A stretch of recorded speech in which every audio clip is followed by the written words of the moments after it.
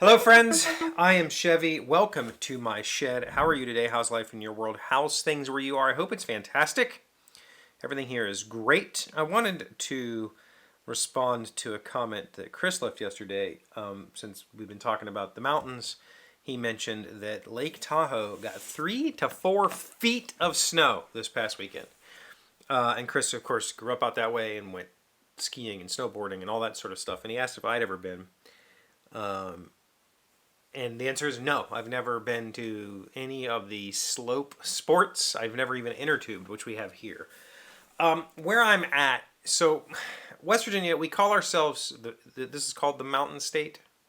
I don't know why. There's really not very many mountains here, if any, especially when you compare it to like the Rockies. But the mountains here are like an hour to an hour and a half east of me in the very eastern part of the state. Where I live is rolling hills. We're in the foothills. They're big hills. There's a lot of hills. Whereas what I noticed in Colorado in specific, like you drive like right up to the mountains. It's flat land, and then all of a sudden there's mountains. Here, there's hours of rolling hills, pretty big hills. Like 500 to maybe 1,000 feet in elevation change, big hills, sure. But the mountains, if you were to go skiing here, are like an hour and a half away. There's a few good resorts. We have Snowshoe Mountain, Canaan Valley, in Maryland, not like right across the border is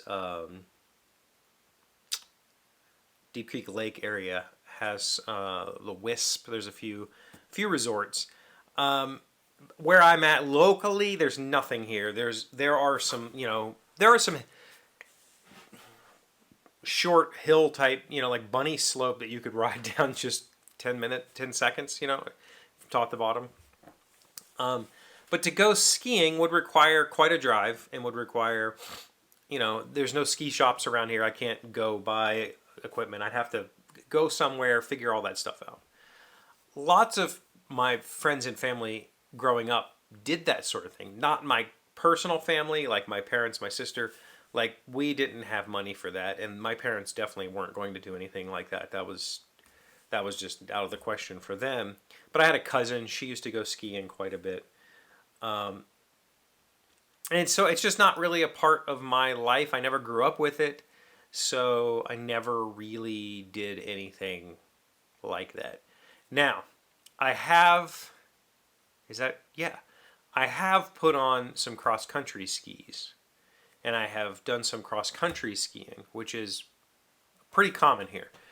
We have a lot of parks in the state. So there's a national forest here, there's state parks, there's all kinds of places with trails. And in the wintertime, lots of people will cross-country ski those parks. And I had a friend, when I was in search and rescue, he had a bunch of skis. Like he got some sort of like Swiss or some Alpine Army's like surplus skis. They were like went over boots, so you didn't have to put on ski boots, and you had these little devices that kind of just clamped onto whatever boot you're wearing.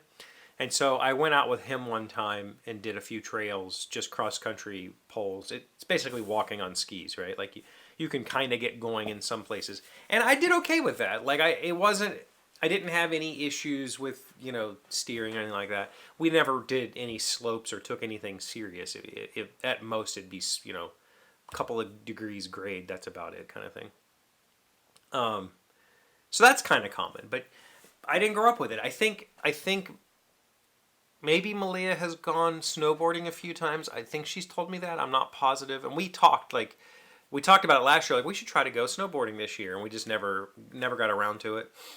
We might try next year, but there's not. That's the other thing is like the short seasons here. We live in an area where, at least in the past, I don't know how long, there is no natural snow to go skiing on for more than a few days a year. It's all snowblowers all the time, trying to keep the slopes fresh. And the slopes are very small. They're very short. We're talking, like I said earlier, like maybe a mountain or a hill that's like 800 to 1,000 feet in elevation change. So it's not like you're on these long downhill ski slopes. It's a pretty short run and you're done kind of thing. Get on the thing, go back to the top.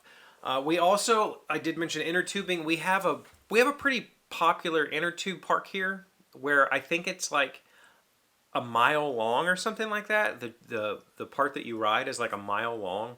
I think it's like one of the longest in the world.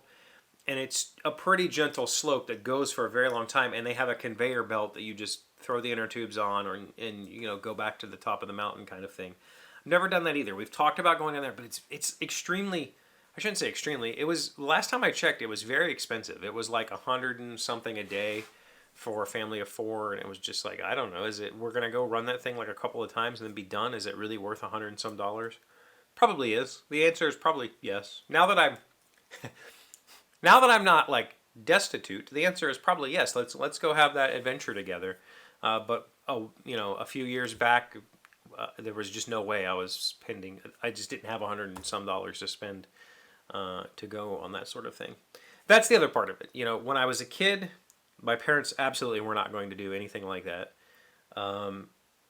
We could have afforded it. I know that we were never poor. We just pretended to be poor so that, you know, my parents had a very good savings and my parents have a very good retirement. Like, they put effort into their future, which I absolutely respect.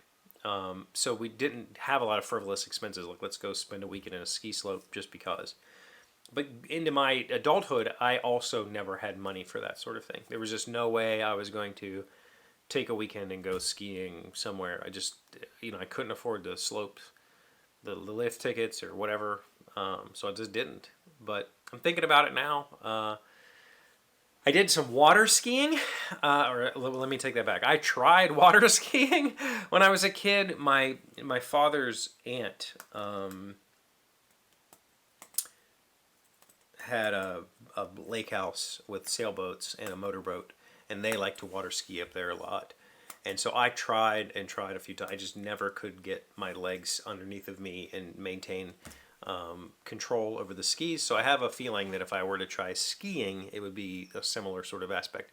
Though, like I said, with those really long cross-country skis, I never had a problem. But I also was a skater when I was a kid. I was never like a trick skater. I would just ride my skateboard everywhere. So I think that I could probably hop on a snowboard and feel somewhat comfortable, even though it's been a very long time since I've tried to skate. Don't know, but yeah. 3 to 4 feet of snow is just an outrageous amount of snow, thinking about going up to that region. And like I said, when we were in Colorado, the lady told us the road was closed through the pass because there was 30 feet of snow. And that just kind of mind-boggling, right? What about you guys? Any skiing in your current life or past life?